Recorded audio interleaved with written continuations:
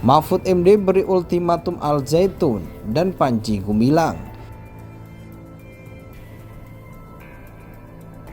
Jadi gini ya, masalah Al Zaitun itu masalah yang sekarang sudah menarik perhatian publik secara luar biasa, dan kontroversi juga baik melalui media maupun gerakan fisik. Kontroversi itu sudah timbul, sehingga saya anggap serius dan harus diselesaikan.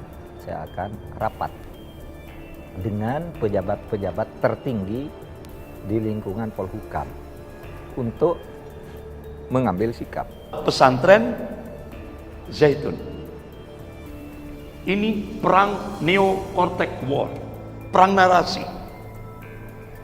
Ada kesengajaan mereka dipelihara untuk melecehkan Islam, melecehkan Allah, melecehkan Rasul, melecehkan Al-Quran, melecehkan ulama. Bahkan dia dengan vulgar dia katakan dia komunis, ya kan?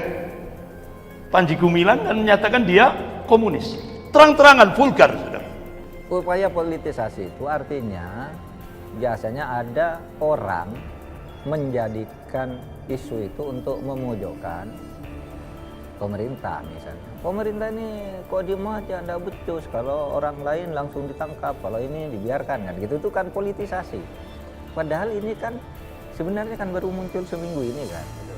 Pemerintah tidak terlambat. Bahwa Al Zaitun sudah punya masalah sejak dulu, ya, sejak tahun 2002 lalu reda, kemudian beberapa reda, para pejabat banyak berkunjung ke sana, reda. Ini terakhirnya muncul lagi karena ada masalah baru muncul, ya, sehingga kalau begitu ini ramai, sudah terjadi konflik. Zaitun ini terlanjur banyak terjamah oleh tangan-tangan misterius. Jadi kalau sekarang baru kita bahas sekarang, sebenarnya mohon maaf terlambat.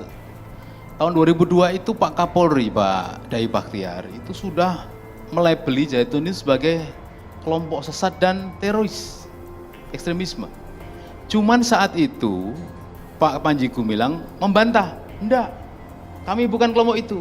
Karena saat itu media sosial belum sekarang-sekarang, maka bantahan-bantahan saat itu ataupun bukti-bukti seperti yang dituduhkan Pak Dai Bakhtiar itu belum ada bukti video maupun audiovisual.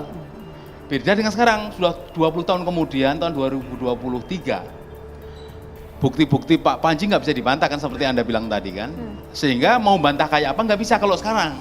Jadi saya tidak akan bicara backing apa dulu, pokoknya itu sudah lama gitu ya. Lalu dipolitisasi, pemerintah ini membiarkan ini, kok nangkap yang satu tapi yang ini tidak, dan seterusnya.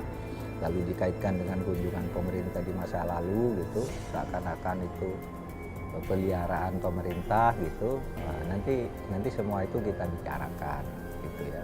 Nah, saya sendiri sih pemerintah juga tidak pernah ke sana, tidak pernah kenal juga dengan Al Zaitun. Saya sudah curiga sebenarnya. Ini pondok pesantren dibikin di tengah-tengah hutan. Anda kalau punya IT, coba cepat dari satelit itu. Saya tanya di medsos saya, di IG saya, coba tebak.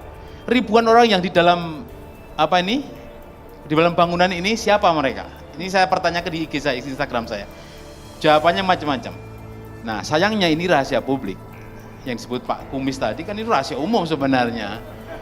Wong Pak Hendro Priyono itu pada tahun 2002 itu nantang kok. Siapapun yang melawan Al Zaitun akan saya hajar. Itu Pak Hendro, itu ada kan, Anda buka di Google pun ada, itu rahasia umum. Artinya semua orang tahu bahwa ancaman itu disampaikan oleh beliau itu. Muldoko ketika ke sana ini masih Pangdam 3 Siliwangi. Jadi masih Pangdam. Ketika datang ke sana, kata Pak Muldoko apa? Saya datang sekali langsung jatuh cinta. Coba bayangin coba.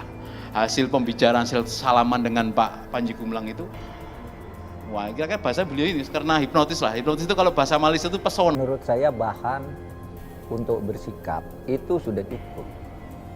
Meskipun misalnya kemarin Panji Gumilang tidak mau menjawab 4 dari 6 pertanyaan, dia tidak mau. Tapi kan sumber-sumber lain, temuan-temuan lain itu kan bisa cukup untuk menyimpulkan kita mau apa. Saya mengundang Mendagri, Kapolri, Menak, BIN, Kejaksaan Agung untuk bertemu di sini, Kemenkumham, bertemu di sini, dan saya juga mengundang utusan atau gubernur Jawa Barat atau wakilnya karena mendadak. Pesantren Al Zaitun mendapat sorotan masyarakat baru-baru ini lantaran pimpinannya, Panji Gumilang, dinilai memberikan ajaran sesat. Ajaran tersebut antara lain mencampur jemaah pria dan wanita dalam satu saf, membolehkan zina, dan dosanya akan mendirikan pesantren Kristen. Dalam sebuah pidatonya, Panji Gumilang juga mengaku beraliran komunisme. Melansir laman resmi MUI, Ponpes Al Zaitun memang kontroversial bahkan sejak puluhan tahun lalu. MUI melalui bentukan tim peneliti khusus sudah mengungkapkan sederet fakta dan temuan pada 2002 terkait pesantren ini. Kajian pustaka dan dokumentasi dilakukan selama 4 bulan. Kontroversi itu ternyata bersangkut erat dengan doktrin ajaran, afiliasi kelembagaan, dan konsep keagamaan yang dipahaminya. Bahkan beberapa pihak menilai pesantren ini sesat dan berbahaya, kata pihak MUI dilansir dari mui.or.id. Beberapa catatan kontroversi Al Zaitun yang ditemukan MUI sejak 2002 itu antara lain ditemukan indikasi kuat adanya relasi dan afiliasi antara Al Zaitun dengan organisasi NII-KW 9. Baik hubungan yang bersifat historis, finansial, dan kepemimpinan. Terdapat penyimpangan paham dan ajaran Islam yang dipraktikkan organisasi NII-KW 9, seperti mobilisasi dana yang mengatasnamakan ajaran Islam yang diselewengkan, penafsiran ayat-ayat Al-Quran yang menyimpang, dan mengkafirkan kelompok di luar organisasi mereka.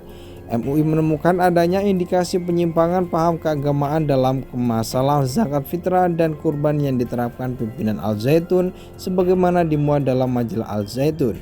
Kemudian persoalan Al Zaitun terletak pada aspek kepemimpinan yang kontroversial, yang mana memiliki kedekatan dengan organisasi NII-KW 9. MUI menemukan ada indikasi keterkaitan sebagian koordinator wilayah yang bertugas sebagai tempat rekrutmen santri Al Zaitun dengan organisasi NII-KW 9. Menanggapi ramainya isu ini, juru bicara Kementerian Agama Ana Hasbi menyatakan pihaknya tengah mengkaji kontroversi pesantren Al Zaitun.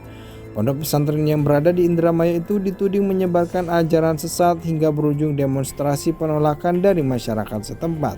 Ana menyebut kajian ini dilakukan bersama instansi lain dan ormas Islam secara komprehensif. Tujuannya agar dapat dirumuskan sikap atas beragam informasi dan fakta yang ditemukan dan terklarifikasikan tentang Al Zaitun.